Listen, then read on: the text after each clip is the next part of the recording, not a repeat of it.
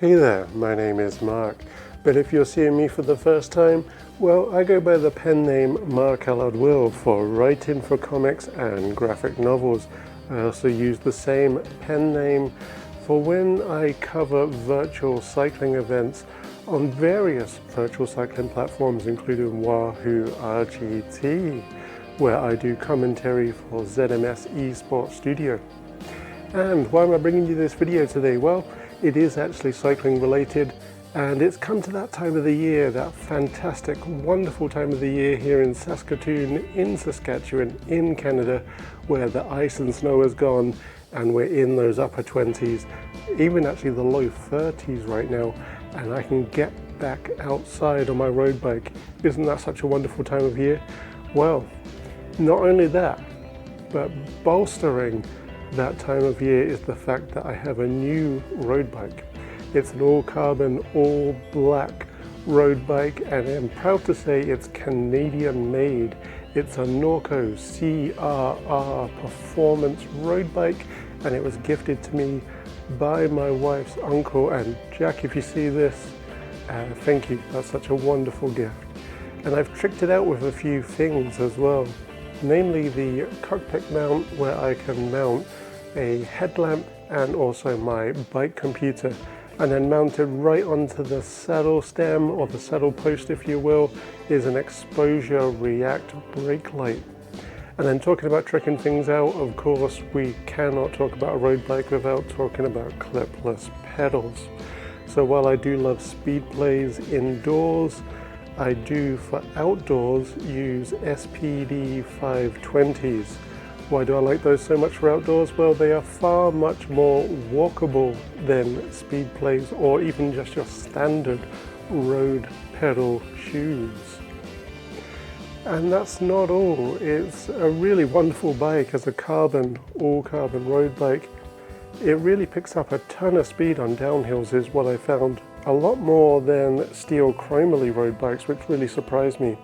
Perhaps what also aids that is the fact that it's on one of those tiny cassettes on the back, not one of these modern cassettes. So it is from 2012, this bike, and now I'm used to using the dinner plate size rear cassette, where you have that 32 or 34 or whatever it is right on the back there for your small chainring to help with climbs. Another thing that really surprised me, both about it being carbon and about having that little tiny cassette on the back, is just how fast you can get up to your optimal output and speed on relative flats. It's absolutely mind-blowing. So I am actually also now out of saddle for a little bit, and it's because of, well, this saddle. So not just a metaphor. This is what was on the bike when I got it. I don't know if it was the original manufacturer saddle or not, but I decided to keep it on there, even though I knew that this might cause me a little bit of mischief.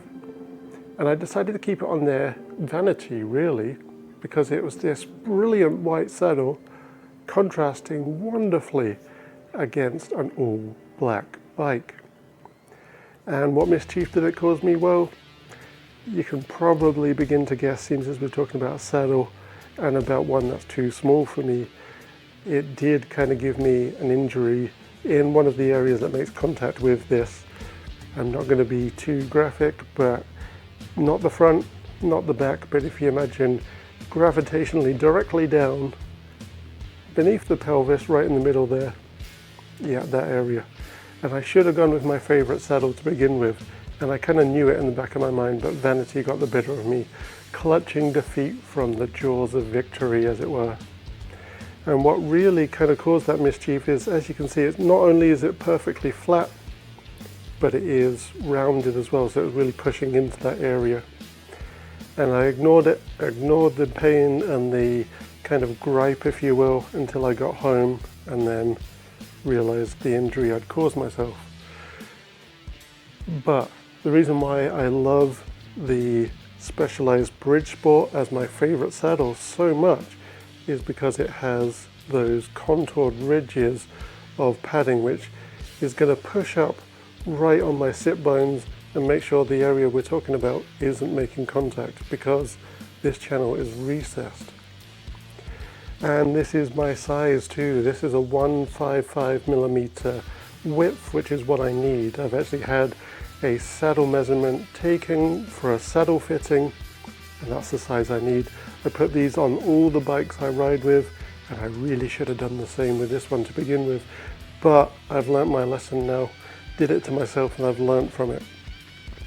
So hopefully I'll get to be out on the bike soon, and I'll be able to bring you another video about cycling soon, but I believe next up is going to be a video based on the Humboldt Summer Sizzler Comic-Con in Humboldt, Saskatchewan, where I'll be talking to the creator and founder of the show, Jeff Burton. Thank you and have a wonderful day.